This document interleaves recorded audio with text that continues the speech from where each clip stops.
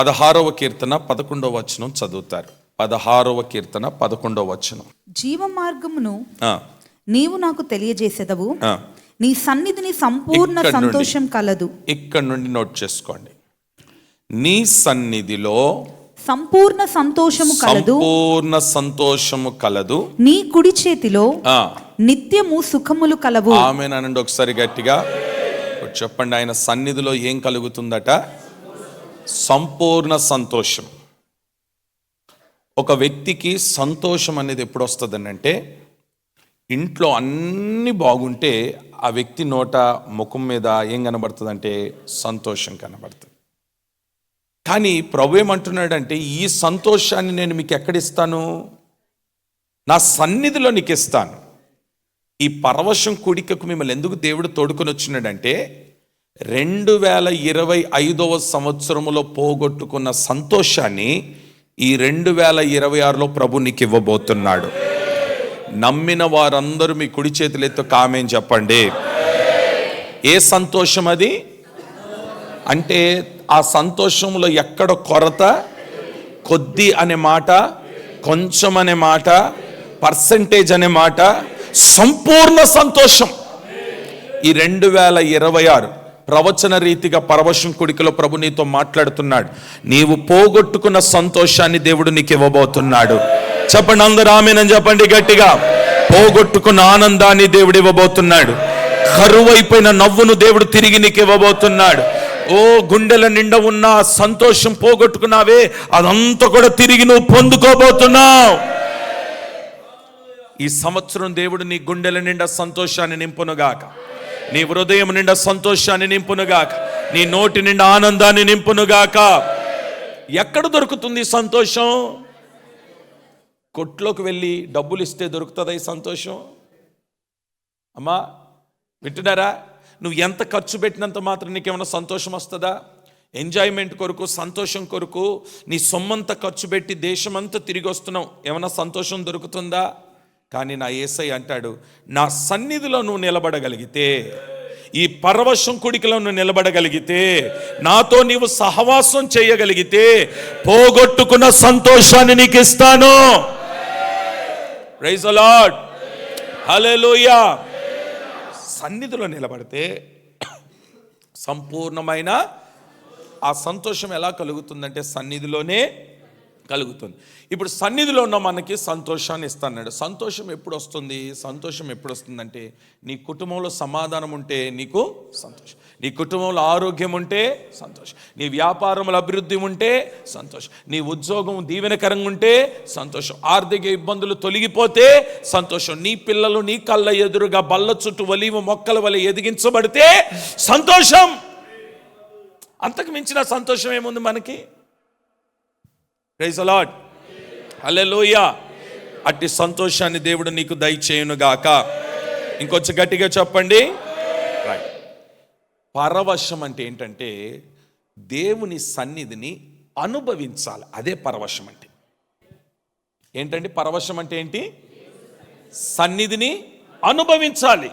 ఏదో వచ్చినాం, ఇంత ప్రార్థన చేసుకున్నాం, ఏమంటే మన సమస్య ఏదో చెప్పినాం, నో అనుభవించాలి. ఇప్పుడు ఒక మంచి భోజనం సిద్ధం చేసుకున్నారు, ఆ భోజనం దగ్గర కూర్చున్నారు, సిద్ధం చేసుకున్న ఆ భోజనాన్ని ఏదో గడగడగడగ తినేవు కదా, అనుభవిస్తూ తింటావు. ఎంత బాగుంది, ఎంత రుచిగా ఉంది, ఎంత టేస్ట్గా ఉంది, అనుభవిస్తూ తింటావు. అంతేనా అమ్మా? అంతే కదా. ఏదైనా ఒక హోటల్కి వెళ్ళినారు, భోజనం దగ్గర కూర్చున్నారు, అనుభవించి తింటావు. ఏదో తినేసి బయటికి రావు కదా. నేను అంటాను, పరవశం కూడిక ఇదొక స్పెషల్ డే, ఇదొక స్పెషల్ ఆహారం. స్తోత్రం చెప్పండి గట్టిగా. ప్రతిరోజు నువ్వు తింటున్న ఆహారం వేరు, ఈరోజు ప్రత్యేకంగా తింటున్న ఆహారము. ఇప్పుడు ఈ ఆహారాన్ని నువ్వు ఎలా తినాలి? అనుభవిస్తూ తినాలి. ఈ పరవశాన్ని నువ్వు ఎలా ఎంజాయ్ చేయాలంటే అనుభవించాలి. పరవశాన్ని, దేవుని సన్నిధిని అనుభవించాలి. Praise the Lord. ఎంతమంది అనుభవించడానికి వచ్చినారు? చేతులతో ఆమేన్ చెప్పండి. ఇంకో మాట చెప్తాను. సన్నిధిని అనుభవించడం అనేది పరవశం అయితే, లోకమును మర్చిపోవడము కూడా ఒక పరవశమే.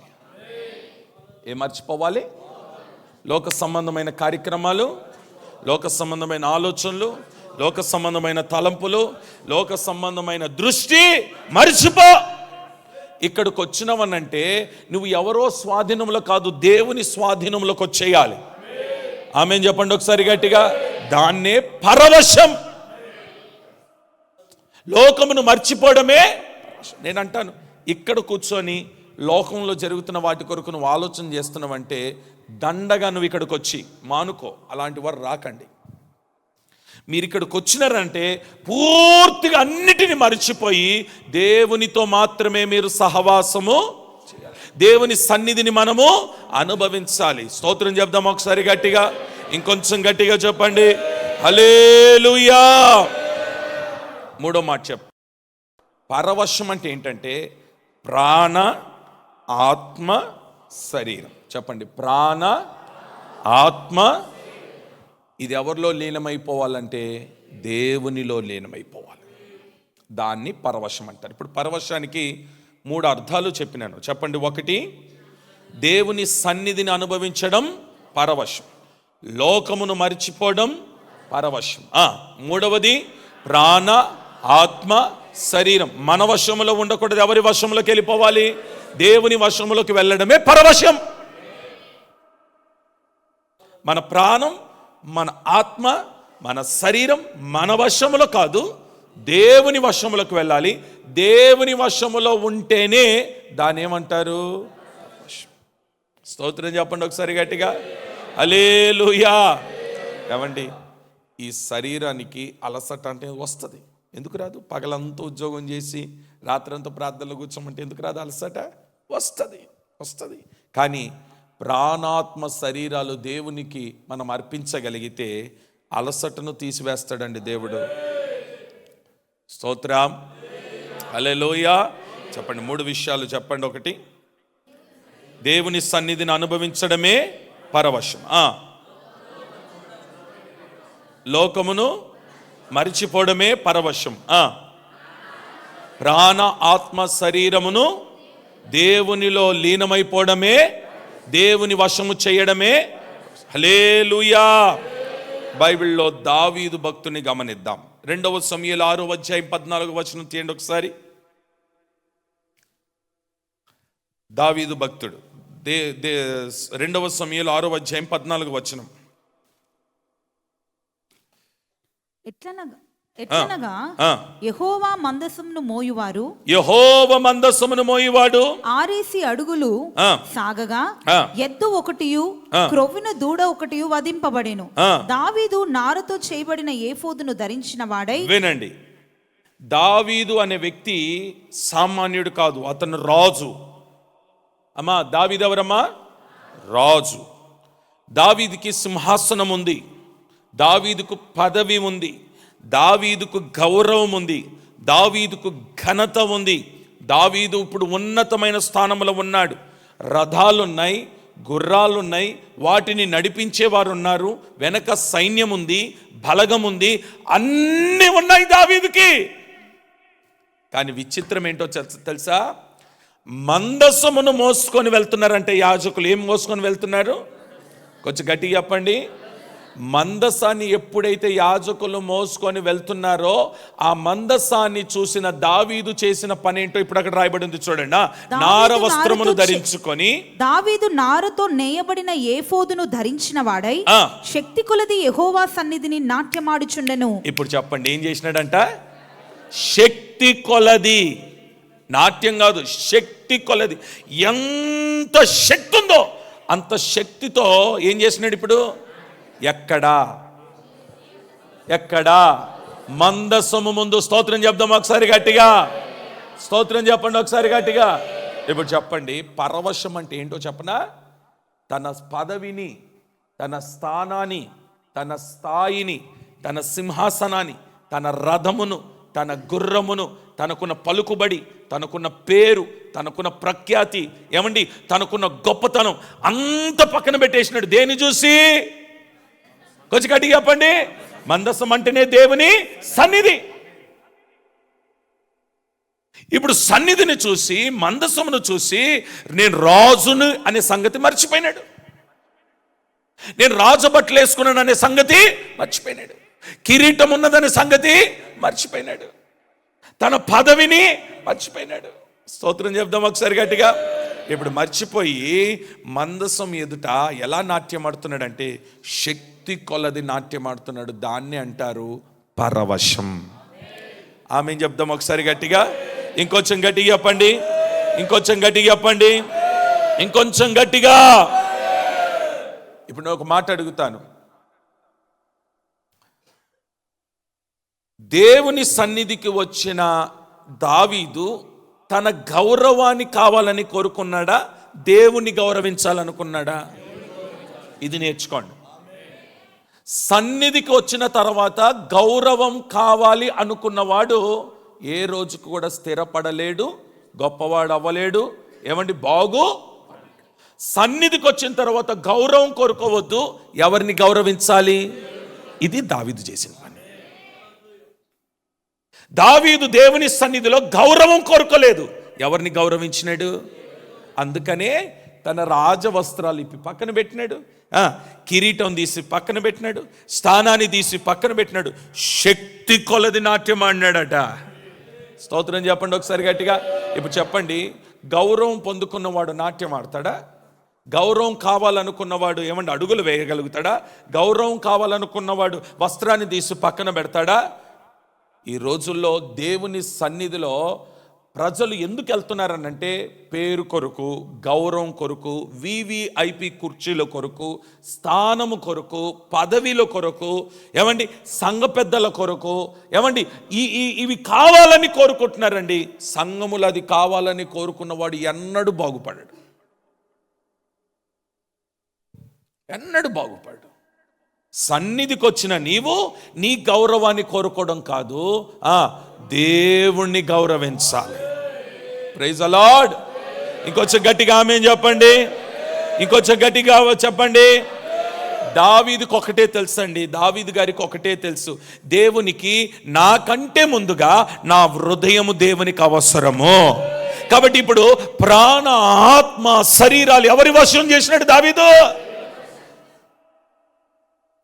హల్లెలూయా, హల్లెలూయా.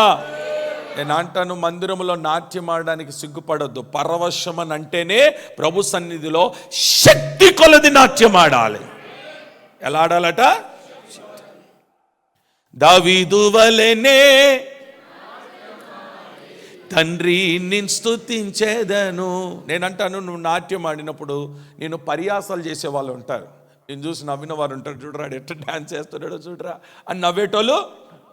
విచిత్రం చెప్పనా, దావీదు అలా శక్తి కొలది నాట్యం ఆడుతున్నప్పుడు కట్టుకున్న సొంత భార్యనే ఆయనను చూసి హేళన చేసింది, నవ్వింది, అవమానపరిచింది.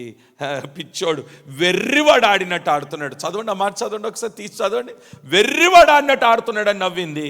ఏమండి, ఎంత దారుణమైన పరిస్థితికి దిగజారిపోయిందో రాయబడిన మాట చదువుతారు చూడండి. చదవన్నా.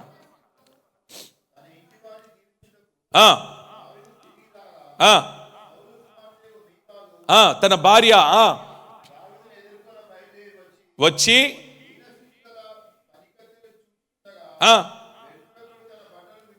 చూడండి చూడండి చూడండి చూడండి ఎలా మాట్లాడింది. వ్యర్థుడొకడు, చదువమ్మా మైక్లో చదువు. మీకాలు దావీదును ఎదుర్కొని బయలుదేరి వచ్చి హీన స్థితి గల పనికత్తెలు చూచుండగా వ్యర్థుడొకడు తన బట్టలను విప్పివేసినట్టుగా ఇశ్రాయేలుకు రాజువైన నీవు నేడు బట్టలను తీసివేసి ఎంత ఘనముగా కనబడితివని అపహాస్యము చేసినందున, అపహాస్యం అండర్లైన్, అపహాస్యము చేసినందున శక్తి కొలది నాట్యమాడిన దావీదును, దేవుని సన్నిధిలో పరవశమైన దావీదును అపహాస్యము చేసినందున దావీదు నీ తండ్రిని అతని సంతతిని విసర్జించి ఇశ్రాయేలును తన జనుల మీద నన్ను అధిపతిగా నిర్ణయించుటకై నన్ను ఏర్పరచుకున్న యెహోవా సన్నిధిని నేను అలాగు చేసి తిని, యెహోవా సన్నిధిని నేను ఆట ఆడి తిని, ఇంతకంటే మరి ఎక్కువగా నేను తృణీకరింపబడి నా దృష్టికి నేను అల్పుడనై నీవు చెప్పిన పనికత్తెల దృష్టికి ఘనుడనగుదునని మీకాలుతో అనెను. మరణము వరకు సౌలు కుమార్తెకు మీకాలు పిల్లలను కనకయుండెను. ఇప్పుడు చెప్పండి, అది శాపమా కాదా? ఎందుకు వచ్చిందా శాపం? దేవుని సన్నిధిలో నాట్యమాడిన దావీదుని ఏం చేసిందామే? అసహ్యంగా మాట్లాడిందట. నేను అంటాను, దేవుని సన్నిధికి వచ్చిన తర్వాత నీ వశములో నువ్వు ఉండకూడదు, దేవుని వశములోకి వెళ్ళిపోవాలి. దేవుని వశములోకి నువ్వు వెళ్ళిపోతే ఇక నీ స్వాధీనంలో నీవు ఉండవు. నీ మాటలు నీ స్వాధీనంలో ఉండదు, నీ చూపులు నీ స్వాధీనంలో ఉండదు, నీ నడక నీ స్వాధీనంలో ఉండదు. ఇప్పుడు ఎవరి స్వాధీనంలోకి వెళ్ళిపోతున్నాం మనం? దేవుని స్వాధీనంలోకి వెళ్ళిపోయిన తర్వాత ఆయన అంటాడు, నేను ఇప్పుడు ఆడడం కాదు, ఇంకా ఘనంగా ఆడుతాను. ఒకప్పుడు నీ పనికెత్తలు ఉన్నారే, నీ దాసులు ఉన్నారే, అంతకంటే ఘోరమైన స్థితి నాది. దావీదు అంటున్నాడు, నీ పనికత్తెల కంటే ఘోరమైన స్థితి నాది.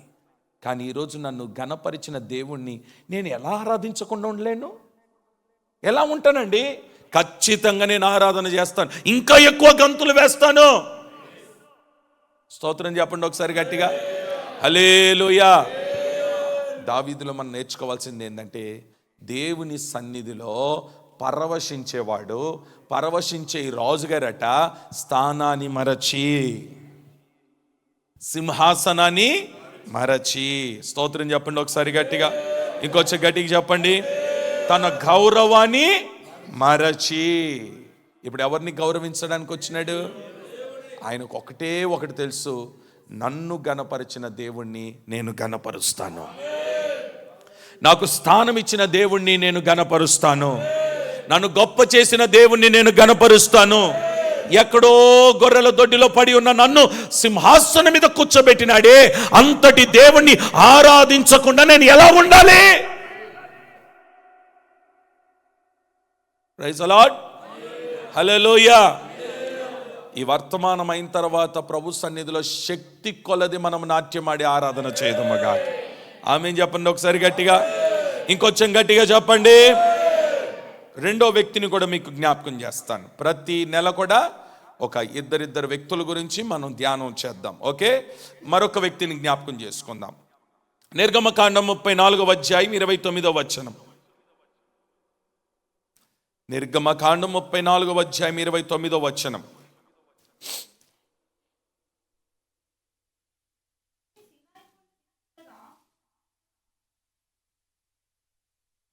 బ్యాటరీ అయినానా? మోషే సీనాయి కొండ దిగుచుండగా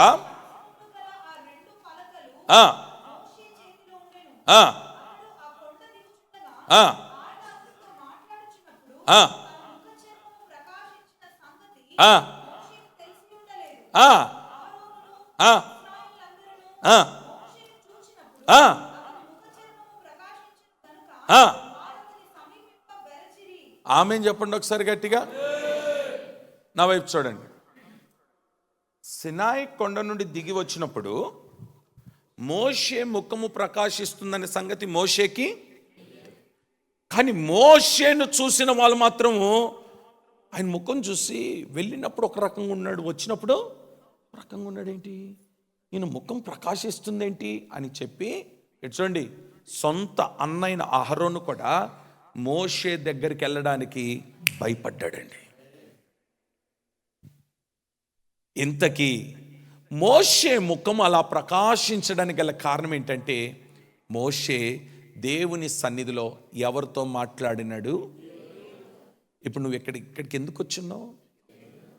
మనుషులతో మాట్లాడానిక? నీ పక్కనున్న వారితో మాట్లాడానిక? అమ్మా, ఈ దేని కొరకు వచ్చినారు మీరు? ఆమె చెప్పండి ఒకసారి గట్టిగా, ఇంకొంచెం గట్టిగా చెప్పండి, ఇంకొంచెం గట్టిగా చెప్పండి. ప్రభు చెప్తున్నాడు, ఈరోజు నీవు దేవునితో మాట్లాడగలిగితే, దేవుని సన్నిధికి వచ్చిన నీవు దేవునితో మాట్లాడగలిగితే, ఒకటి దేవుని సన్నిధికి వచ్చిన నీవు శక్తి కొలది నువ్వు నాట్యమాడుతూ ఆయనని ఆరాధన. రెండవ, దేవుని సన్నిధికి వచ్చిన నీవు నీ ముఖము ప్రకాశించాలి అని అంటే దేవుని సన్నిధిలో పరవశమైన నీవు దేవునితో మాట్లాడాలి. ఎవరితో మాట్లాడాలి?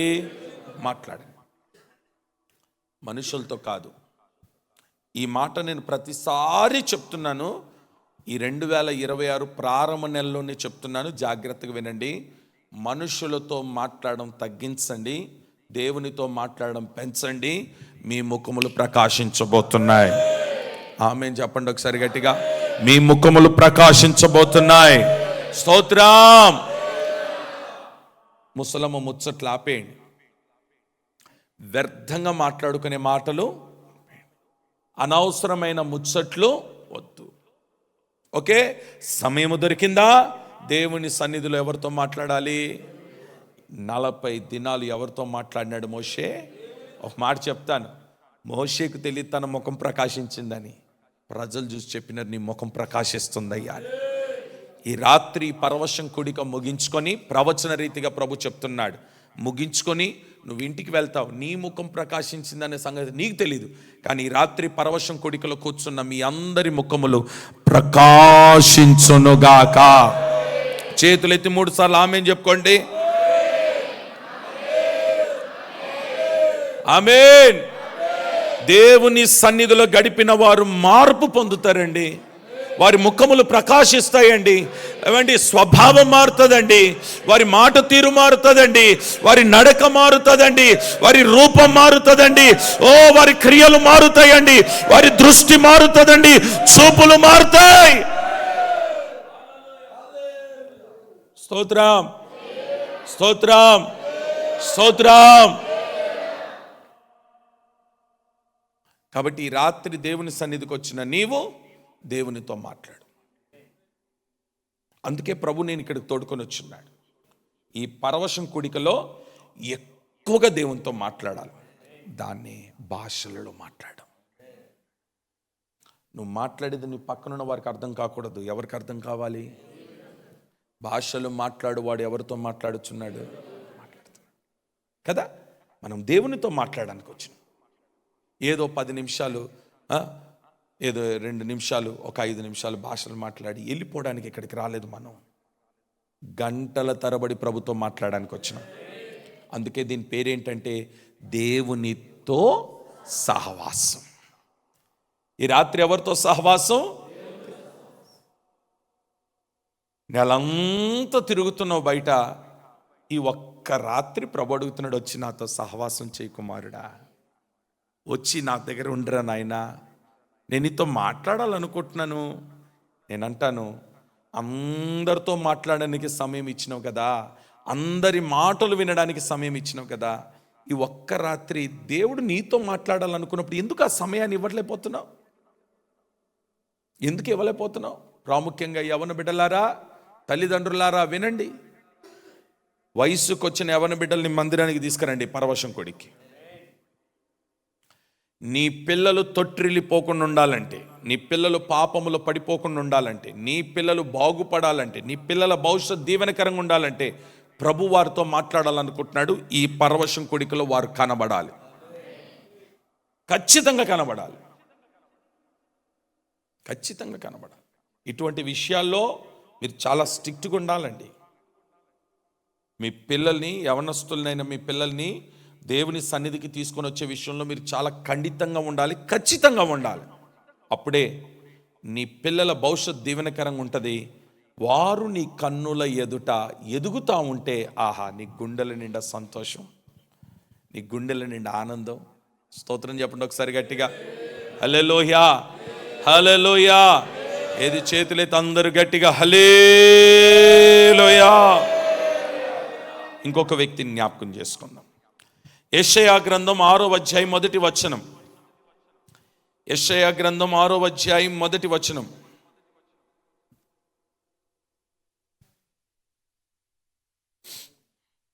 యెషయా గ్రంథం 6వ అధ్యాయం 1వ వచనం. రాజైన ఉజ్జియా మృతి నొందిన సంవత్సరమున అత్యున్నతమైన సింహాసనమందు ప్రభు ఆసీనుడై ఉండగా నేను చూచి తిని. ఏమంటున్నాడు ఈ భక్తుడు? ఏమండి? అత్యున్నతమైన సింహాసనమందున్న ప్రభు ఆసీనుడై ఉండగా నేను చూచి తిని. ఆమేన్ చెప్పండి ఒకసారి గట్టిగా, ఇంకొంచెం గట్టిగా చెప్పండి. ఈ యెషయా భక్తుడు అంటాడు, దేవుని మహిమను నేను చూచి ఉన్నాను. ఆమేన్ చెప్పండి. ఇంకొంచెం గట్టిగా చెప్పండి, ఇంకొంచెం గట్టిగా చెప్పండి. దేవాలయములో ఏం చూస్తున్నాడంట? మహిమ అనండి అందరు గట్టిగా. ఇప్పుడు దేవుని సన్నిధికి వచ్చిన మీరు ఏం చూడాలి? ఒకటి, శక్తి కొలది ఆయన సన్నిధిలో. రెండవది, దేవునితో ఎప్పుడైతే దేవునితో మాట్లాడతావు. మూడవది, మందిరములో మహిమ నిన్ను కమ్ముకోబోతుంది. మహిమ చేత ప్రభు నిన్ను కప్పబోతున్నాడు.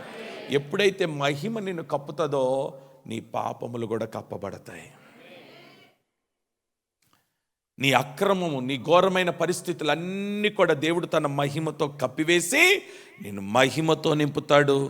మహిమ రూపంలోనికి మారుస్తాడు. ఒకరోజు మహిమతో దిగి రాబోతున్నాడు. మహిమ గల దేవుని ఎదుర్కోబోతున్నాం మనం. Praise the Lord. హల్లెలూయా. చెప్పండి గట్టిగా, హల్లెలూయా. దైవ సేవకులుగా మేము ఒక్కరమే కాదండి సేవ చేసేది, మీరందరూ దేవుని సేవ చేయాలి. నేను ఉద్యోగాలు మానేమని అనట్లేదు. నీకిచ్చిన అవకాశాన్ని సద్వినియోగం చేసుకొని ఒక్కరికైనా సువార్త చెప్పు, ఒక్కరికైనా దేవుని మందిరానికి నడిపించు. స్తోత్రం చెప్దామా? ఒక్కరికైనా దైవికమైన మాటలు చెప్పు. నువ్వు ఏదైతే అనుభవించినావో అదే చెప్పు వాళ్ళకి, కొత్తదేం చెప్పొద్దు.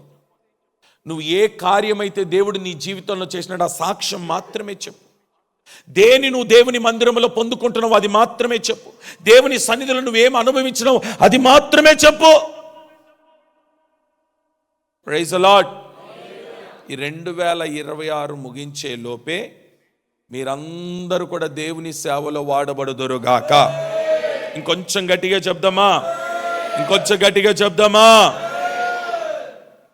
దేవుని సన్నిధిలో, దేవుని మందిరములో, దేవుని ఆలయములో దేవుని మహిమను నువ్వు చూడాలి. దేవుని మహిమను నువ్వు పొందుకోవాలి.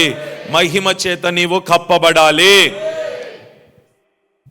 ఖచ్చితంగా ప్రభు చెప్తున్నాడండి, 2026లో విస్తారమైన నశించిపోతున్న ఆత్మలు దేవుడు తీసుకొస్తాడండి. మీ ద్వారా తీసుకొస్తాడండి, మీ మూలంగా తీసుకొస్తాడండి. మీ ద్వారా అనేకులు రాబోతున్నారండి. మీ ప్రవర్తనను చూసి రాబోతున్నారండి.